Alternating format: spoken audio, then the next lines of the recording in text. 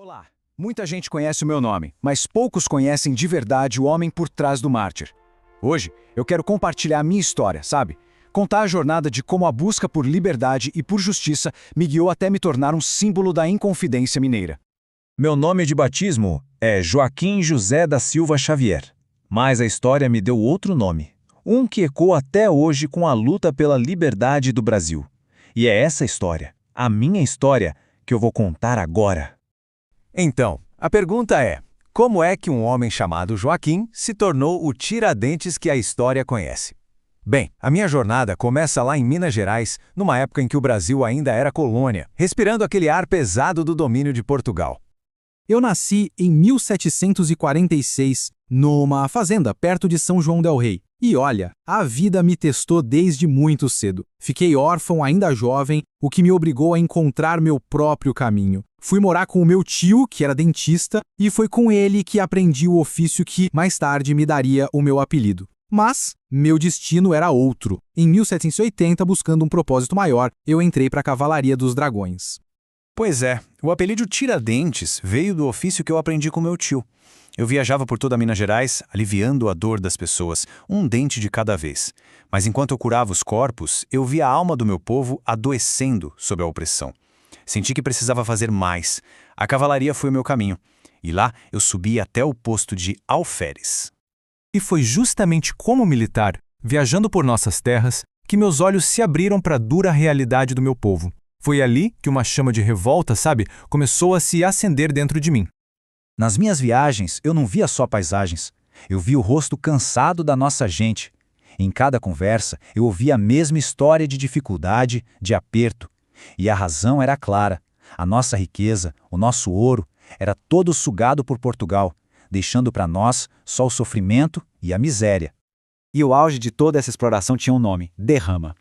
Isso não era um imposto simples, não. Era a legalização do roubo.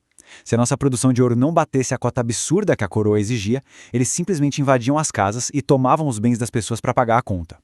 Era uma lei terrivelmente cruel.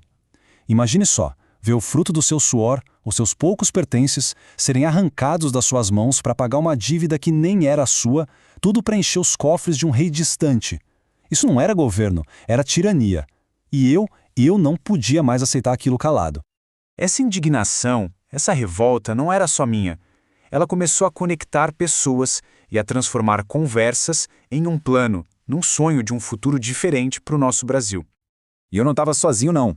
Encontrei apoio em poetas, padres, outros militares, fazendeiros, gente de todo tipo, mas todos unidos pelo mesmo cansaço do domínio português. Juntos, a gente começou a tecer um sonho, o sonho de um Brasil independente, dono do seu próprio destino. O nosso objetivo? Uma república em Minas Gerais, livre desses impostos que nos sangravam.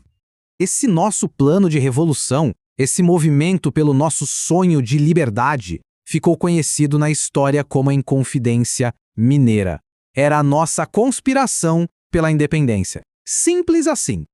A minha voz se tornou uma das mais ativas no movimento. Eu viajei sem parar, levando a mensagem da liberdade, articulando nosso plano.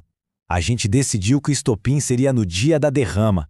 Exatamente naquele momento de opressão, a gente ia proclamar nossa libertação. Estávamos prontos. A esperança era palpável. Mas, como em muitas histórias, a nossa teve uma reviravolta trágica, A traição. O nosso plano estava todo traçado. A gente esperava o dia da derrama para acender a chama da liberdade.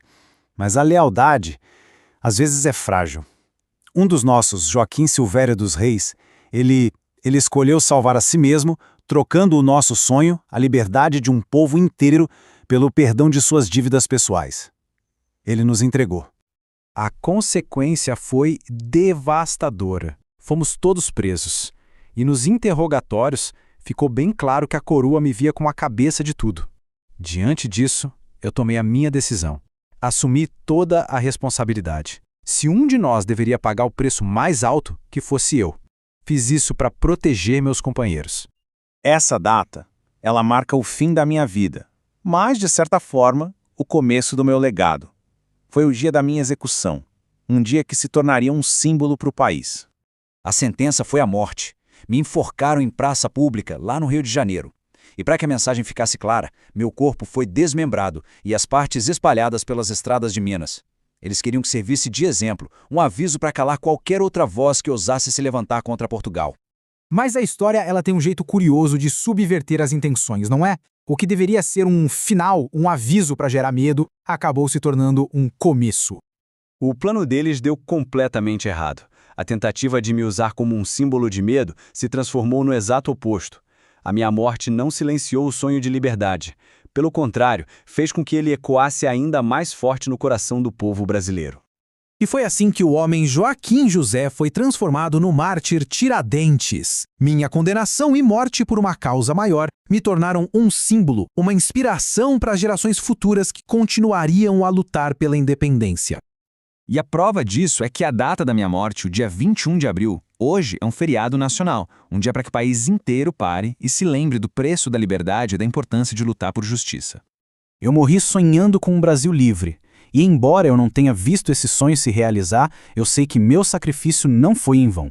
Ele foi uma das sementes que, anos mais tarde, finalmente germinaram e deram origem a um país independente. A minha história é um testamento de que se deve lutar por aquilo em que se acredita, mesmo que o preço seja a própria vida. A luta por justiça, ela nunca termina. E isso deixa uma pergunta que atravessa o tempo e chega até os dias de hoje. Pelo que vale a pena lutar?